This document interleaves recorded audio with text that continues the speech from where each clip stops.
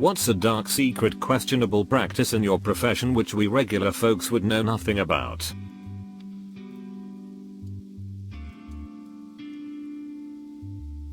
There is a problem in substance abuse treatment in the United States called body brokering.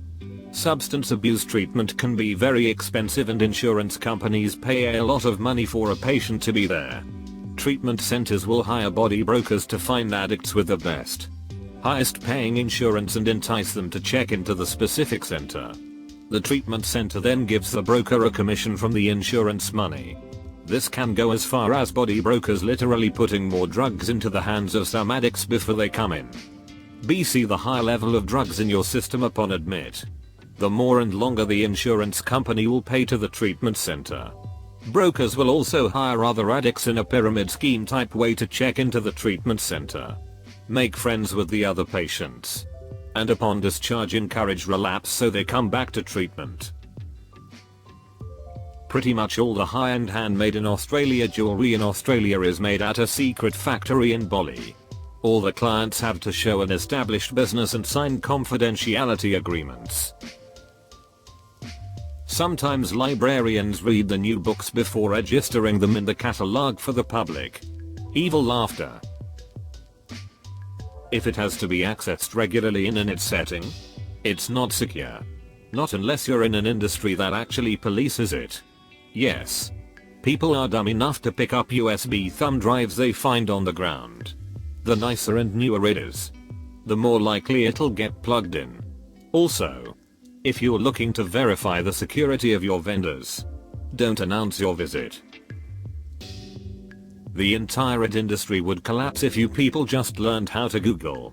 Until then, we shall continue making you pay to restart your computer. You do not want to know how long food sits on the loading dock before it gets into the cooler. You know the people who write instruction manuals or user guides and things you buy. Half the time, they've never even seen or touched the product. Some dude just sends us pictures, a rough description of how it's supposed to work, and that's it. Eater, wow, this took off. To all the it dudes of Reddit, I actually browse the brand specific subreddits to figure out what to add to my user guides because that's how little info my company provides me. Thanks for making my life easier. Have you ever started filling out a form for a quote on something, insurance website, or literally anything, and then changed your mind and said nah, I don't want to give them my personal information, and then abandoned the form before pressing submit? If you think that stopped them from getting your personal information, it didn't. Most companies looking to capture leads will capture your info in real time as you enter it into a form. The submit button is just there to move you to the next step, not to actually send your information to the company. A lot of the time the engineer you talked about your project and decide to trust with it delegates it to cheaper contractors as soon as you sign the paperwork. Their job is new business. The markup on glasses, specifically frames, is stupid ridiculous. We can buy a frame for $4, then turn around and sell it for $160. Lenses too. Lenses that cost us under $10 can easily be marked up to $100. I mean business is business, but taking advantage of people who can't see is sorta poopty lolita. I'm a 10-year optometric tech, not an optometrist. I don't make commission and I can promise you I'm not rolling in money lol. At a very large pizza chain restaurant that remains widely popular, we had these perforated pans for thin crust and stuffed crust pizzas. They'd get washed in the dishwasher by the hundreds per day and at least half would still have burnt cheese and poop on them. Well, they were just stacked to dry. When making new pizzas in those pans, sometimes the pans that were left to dry overnight grew bits of mold around the burnt cheese. We were told just to put the dough on top because otherwise we'd never keep up with the orders if we rewashed everything. The manager said, "Don't worry, it gets cooked." I work on a popular teen TV show. All the lead actors do cocaine regularly and they often come to set high or show up to set late because they chose to party on a Monday night. Not currently my profession but ghostwriters in fiction. John Grisham. Danielle Steele. James Patterson. Janet Ivanovich, etc. All those big names with a net bestseller every year use ghostwriters who are never credited or mentioned. It's barely even a secret. Padding paperwork, studies, to slow an auditor down. Every data point. All the minutiae of the calculations. Unnecessarily dense explanations of statistical methods that go on at length with notes about distribution fitting. They, auditors, aren't usually very technical. So they stop at each spot along the way without realizing they can throw half the thing out. If you're good, you can balloon a 30-page document into 100 in a matter of minutes. Edit. I keep getting angry comments from finance people. Simmer down. This isn't about you. If you think it is, reread the post. Do you audit studies? Is distribution fitting relevant to you? Your industry does not own the term audit. Thanks. Customs broker here.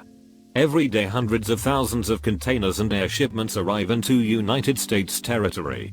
The volume of customs entries entered every day is staggering. When we get licensed to be a customs broker, we are trained and tested not just on knowledge, but ethics.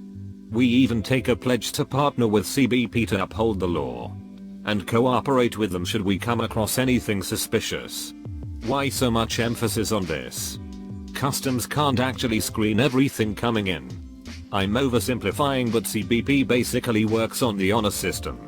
You file an entry saying what the shipment is, and they just take your word for it and release it. This happens hundreds of thousands of times a day. Maybe at best customs can screen 3-7% of what's coming in. The rest have just waved through. I work in logistics, trucking, rail, ocean, air freight. Everyone lies about everything. All the time. Young kids talk to their teachers, coaches, counselors, principals about their parents. A lot. And kids pick up on all the dirty little secrets. There is at least one water bottle, soda can, energy drink, spray paint can sitting on a piece of blocking behind your drywall somewhere in your house. Outages occur, sure. Bugs happen too. Most of the time these things are known and are put off until they happen or are complained about. Air traffic control. Cue the Breaking Bad jokes. A diagnosis of virtually any mental illness and a diagnosis of many physical conditions is disqualifying and will end your career. For that reason, people avoid doctors like the plague. Many hotels often sell rooms multiple times. Used to work in airport hotel. Knowing that chances are some guests won't arrive due to missed or delayed flights, so we sell more rooms that we have. You have guests checking out from 2/3 am due to early flights, so even though the room is technically still theirs, you quickly and sometimes poorly clean the room and tell the arriving unexpected guest or new booking there's a random computer issue and to wait 20 minutes and then check them into the departed guest's room praying. Multiple times I've had to run a kettle under a cold tap to hide the fact the previous guest used it 15 minutes before the new guest arrives. I'm sure most know this, but 99.9% of advertisements involving real people is acted and scripted. Even when the people being interviewed are indeed non-actors, they are prompted on what to say. For example, recently we interviewed a guy who won a car from one of our brands. First round, interviewer: congrats on your win. How do you feel? Guy: UHH.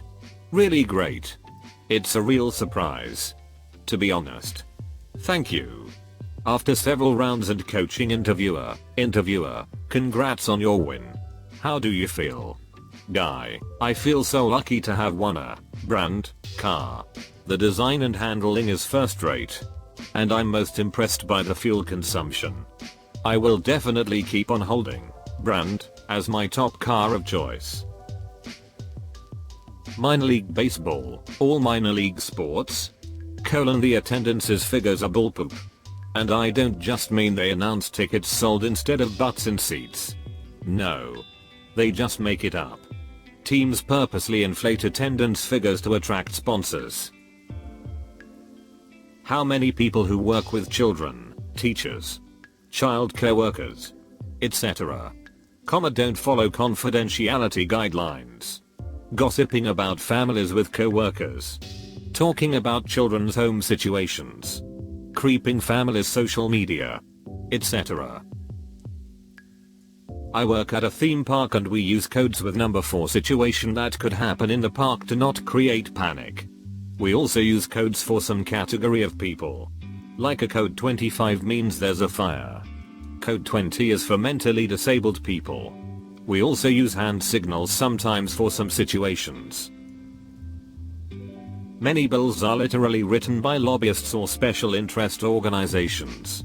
I have seen my boss give bill language to a state legislator and then found the same language in print a few days later several times. The bill may change in committee but usually not drastically against the original intent. Scuba instructor. We preach how important safety is to our students. When we dive for fun and without paying customers until we get up to some very questionable poop. Biotech produces a lot of waste. Copywriter. Most of the articles you read on the internet are written by us. We have no idea what we are talking about. Google it. And reword other articles into a new one. All we have to do is make sure we include a few SEO words. I've written articles for HVAC companies, movie and TV reviews, tons of different merchandise sales, and so much other stuff I've forgotten. If it's a blog post online, it's likely fake. Edit. Want a good example? Go read the descriptions on Netflix. The more vague the description, the more likely the writer didn't watch it. If you pay real close attention, you can tell that a lot of the descriptions were written by the same person. Some stores that sell used merchandise like video games and movies will pay you money for stolen stuff even when they know it's stolen. It doesn't hurt them to get brand new games that were only released hours ago for a fraction of the cost. Then they turn around and sell them for $5 cheaper than a new copy. They are getting brand new never opened $60 games for a few bucks. And making a huge profit. Sometime we learn something the day before we teach it to you. Whoa. This really hit a chord with people. Lots of shared experiences. It's great. Teachers poop talk students as much as students do. Don't get me wrong. We love you and want to see you succeed. But you're some assholes. Lots of performing musicians don't ever really get over stage fright. Many of them take beta blockers to help with nerves. Although it's less about the mental side of it and more the fact that you physically can't perform if you get so nervous that your hands are shaking. That's what beta blockers help with. You'll probably still feel anxious mentally. But any physical effects like shaking or sweating will be gone. Not really a dark secret, as there's not usually bad side effects of beta blockers. But I guess some people might see that as cheating in a way. Personally, I find it kind of inspiring knowing that lots of people struggle with the same thing as me. And there's a solution that isn't just suck it up and deal with it. Sometimes we lick artifacts to quickly determine if they are bone or pottery. Bone sticks, pottery doesn't. And then tap them on our teeth to determine if they are pottery or a rock. Rock will hurt, pottery won't. Archaeology. I've worked in fast food. And it is a sad reality that many workers will come to work sick because they can't afford to lose wages. One year, the flu was going around town. And I think our restaurant was ground zero. When we take x-rays of your pelvis, we can see your penis. And we can see your labial folds. Funeral director, you can buy a casket from Costco for 20% of the price that I'm going to sell you one for. About 70% of the cost of the funeral is overcharging options and leading you on to feel guilty if you don't take them. We have a lot of fun when we don't deal with customers. But we never have that fun with bodies. The real reason programmers have so many screens is because one of them almost always has Google pulled up on it. No one knows what they are doing 100% of the time. It's typically always this should work or well hope this works. Overwhelming majority of international trade is done by incompetent, poorly trained and uneducated staff from poor countries that is also exploited. Government checks are all corrupt. Even from Western countries with generally low corruption. This is by design. It's a miracle that ships don't collide and sink constantly. Hi there.